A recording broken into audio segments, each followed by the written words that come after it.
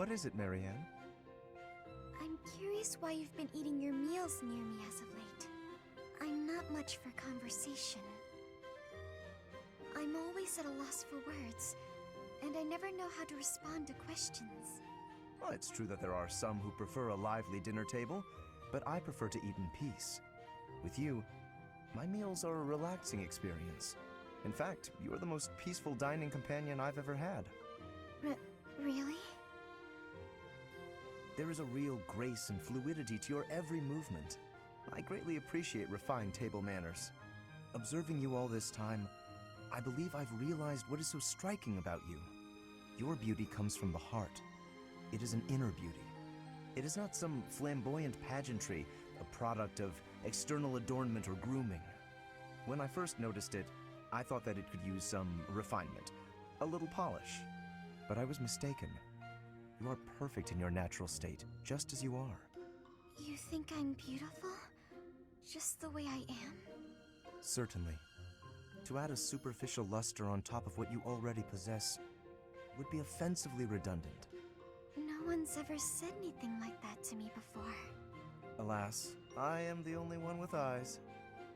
But perhaps it is for the best that your beauty not be revealed to all the world. Yes, it is certainly better that only I, Lawrence Hellman Gloucester, can appreciate your true magnificence. And on that note, I bid you farewell. What a strange person. But being called beautiful just the way I am, that was nice to hear.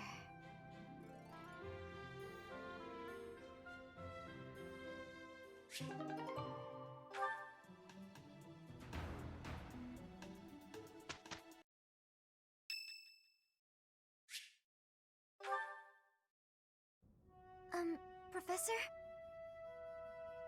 There's something I need to say. Thank you. How should I put this? I don't seem to be getting along with everyone. I don't contribute much either. Am I a nuisance to you, Professor? If so, I'll leave. Of course, my adoptive father may not understand, but if I must... Oh, my adoptive father is one of the new nobles of the Alliance. His territory is to the north. He was a distant relative who took me in after my parents vanished. He's blessed with great drive and ambition. Some may go so far as to call it avarice. He wishes to marry me off to a powerful noble. That's why he sent me to the academy. If I left now, I'm sure he'd have a strong opinion about it. Sorry, I strayed away from the topic. I'm not good at telling stories either. Good. I'm glad. So, as I was saying, are you sure I'm not bothering you, Professor?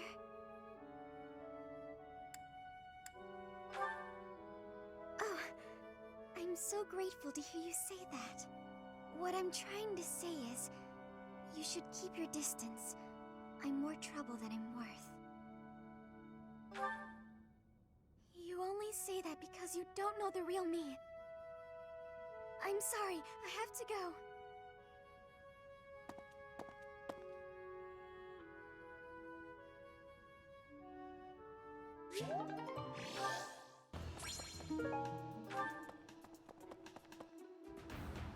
Professor. Hey, Professor. The students seem to like you.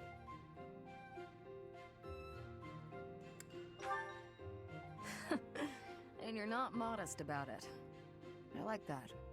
Still, I can't deny that you've got skills. It's a little strange, to be completely honest.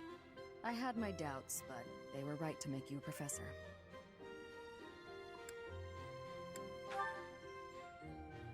I'd be suspicious of their true intentions, if I were you. But what's it matter?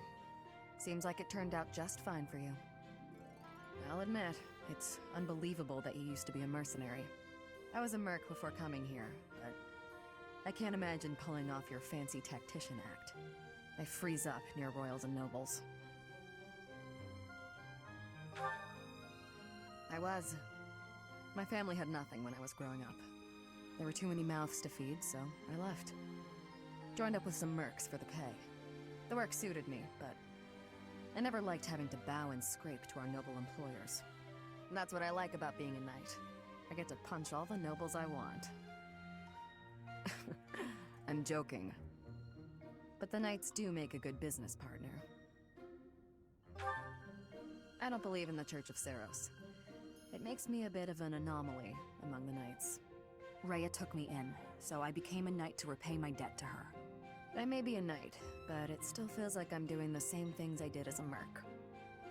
Who knows, though? Maybe you and I will end up working together. Us knights are a pretty tough crew. I'm guessing you'd run circles around us, though. I'm interested to see where your path leads you.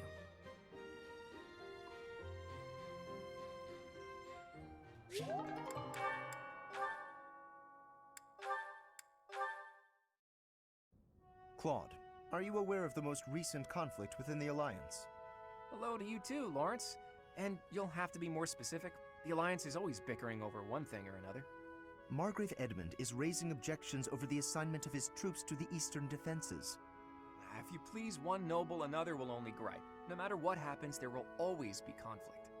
That is just the kind of lackadaisical attitude that causes more conflict among us than necessary. Now, listen to me carefully. House Edmund may not hold much land, but the land they do control is quite rich. They also maintain a thriving port. Their influence is poised to rival even the most powerful players in the Alliance, yet they claim they cannot spare a fair share of troops? Do you find it acceptable to let such an obviously unreasonable objection stand? It's not as though the threat of Elmira to the east has proven all that threatening of late. Such negligence! What makes you so certain the Elmirans will not attack us tomorrow? If certain dukes hold back their proper share of support, it will only serve to weaken House Goneril's hold of our eastern flank. Calm yourself. I am well aware that the financial situation of House Edmund is quite exceptional. However, what you fail to realize is that they're lacking in troops. They're not lying when they say they don't have that many to spare. As it were, the Elmirans have been nothing but peaceful since we refortified Fodlan's Locket. And are you aware that Margrave Edmund paid the majority of the costs for those repairs? Is that so?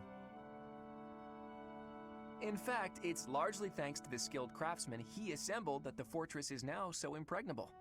I, for one, wouldn't want to attack a fortress as formidable as that. I do see your point. If House Edmund has already made its fair contribution, then that is all we can ask. Very well.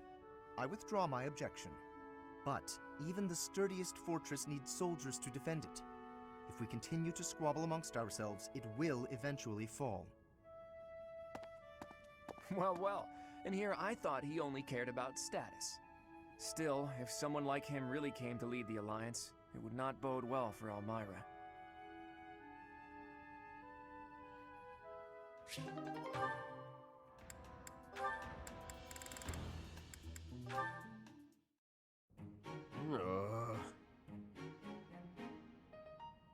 What's wrong with you?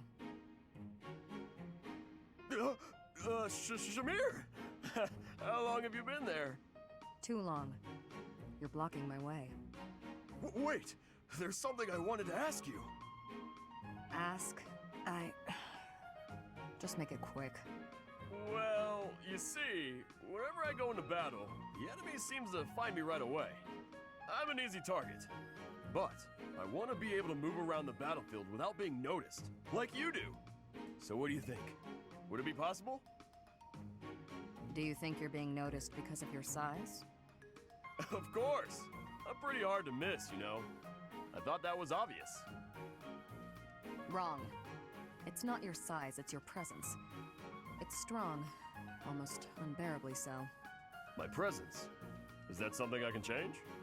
With practice. Maybe. Let me ask you, have you ever felt my presence? Now that I think about it, I haven't. That must be why I didn't notice you earlier. But how can I do that? Will you teach me? Please? Please? Fine. There's a breathing technique that masks your presence.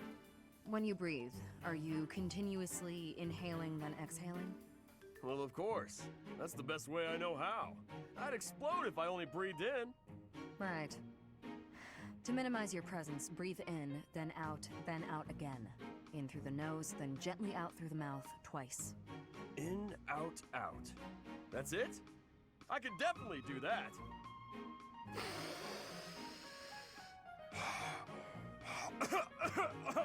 I couldn't do it, Shamir. Breathe less. Keep it to the absolute minimum. I don't know the minimum. It'll take some practice. Sure. I'll keep trying. In, out, out is trickier than it sounds.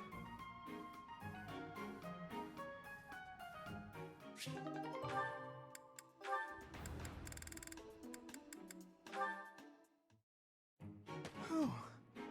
Today's training was murder. Ah, Shamir, I have a question for you.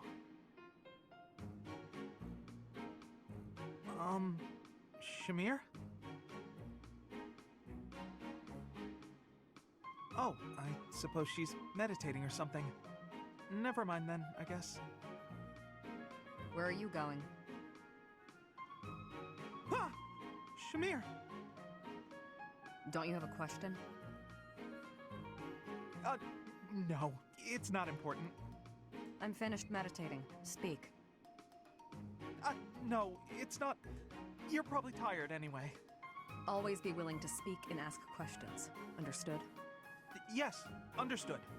I'll remember that for next time. Next time. Yes, I'm okay for today. Sorry to disturb you. I'll be leaving now. Why must he be so difficult?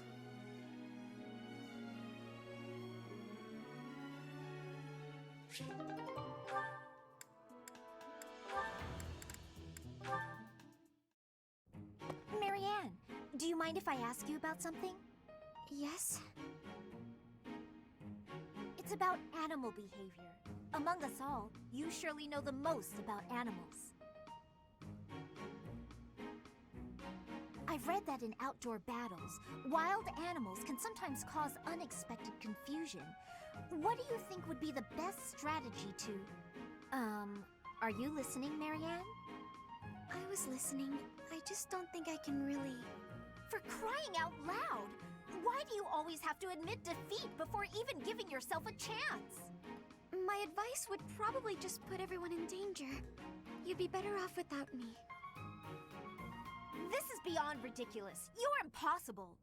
You seem convinced you're some sort of cursed being, destined to bring doom and gloom to anyone you encounter. Well... Why do you have such a terrible opinion of yourself? How could you possibly be so dense? Just nothing. Now you listen to me for a moment. I can see that you have some deep-seated turmoil you struggle with. I'll have you know I have quite a few issues of my own, perhaps more grave than yours, if you can imagine. Really? Yes, but I'm not the only one who has such troubles to contend with. Everyone does. That's why it's so important to maintain a positive outlook and do what we can. Each time we find the light in the dark, we grow, bit by bit. And without growth, what's the point in carrying on? Lysithia, I envy your confidence and strength. Don't envy me. Instead, just choose to find the positive, won't you? Yes. Well, maybe someday. The time is now! This is your moment! Oh, okay. That's more like it. Now to start, why don't you help me out by answering my questions about wild animals? I'll certainly try my best.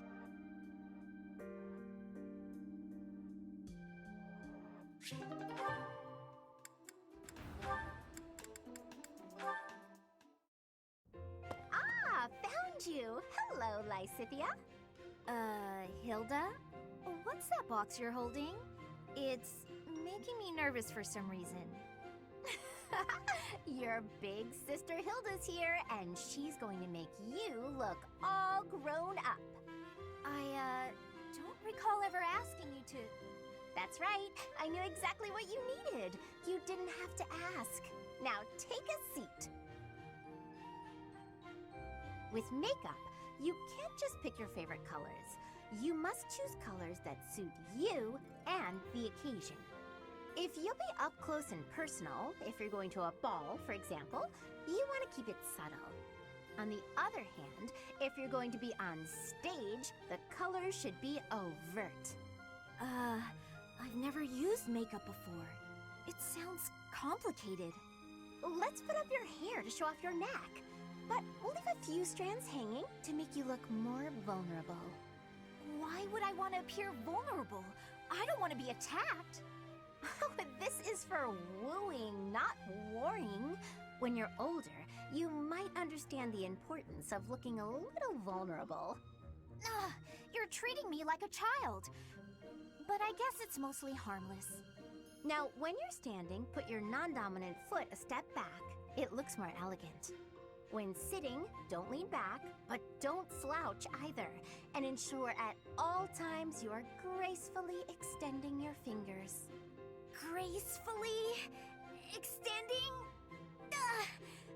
Suddenly standing and sitting are an exhausting activity. Hilda, that's enough. This is wearing me out. I knew you had potential. You'll go far, my darling. A couple of years to develop your charms, and no girl will outmatch you. I'm not sure I'm cut out for this type of thing. Oh, believe me, you are. With a little help from me, you'll have men falling at your feet. No thanks. You're more suited to such things. I'll leave it to you. I haven't the time or the energy to fuss over how I'm perceived. Even with my best efforts, I'll never be as good at this as you are. Still, this was rather fun. Thank you, Hilda. She really is brimming with untapped potential. When she smiles like that, wow, even my heart skips a beat.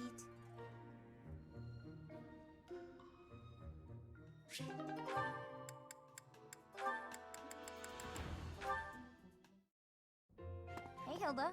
You said you wanted to talk? Whoa. What's with all these expensive necklaces?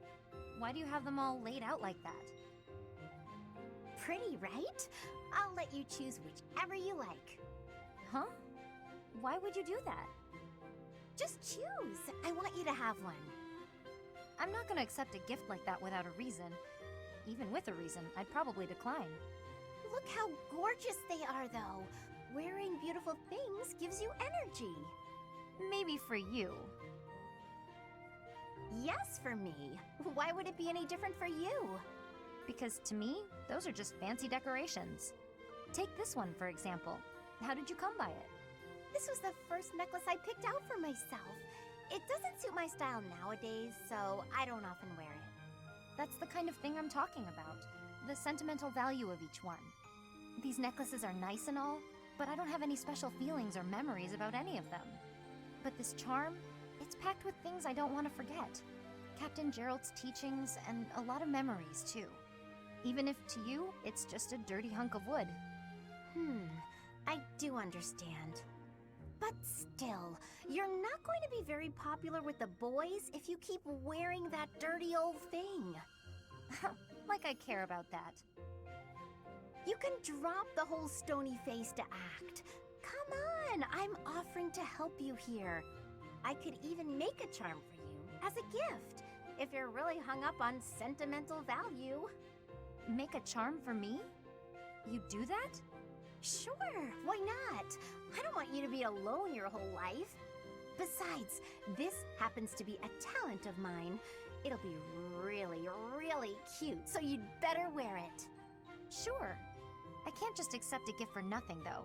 I'll make one for you, too, if you'll teach me how. And I'll put plenty of feeling into it, so when we exchange them, it will really mean something. Oh, that sounds lovely. I'll gladly teach you how, but make me something cute, okay? I'll see what I can do.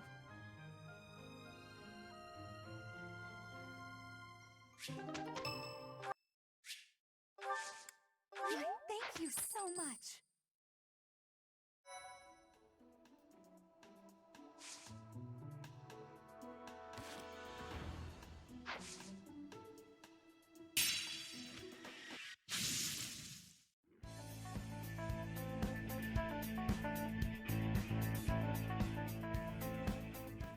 Hey everyone, hope you all enjoyed the video. If you did, don't forget to hit that like button. Or not, since this is just a video for fun. But if you want to be up to date with my content, definitely hit the subscribe button and check the bell so you'll be notified of the next release.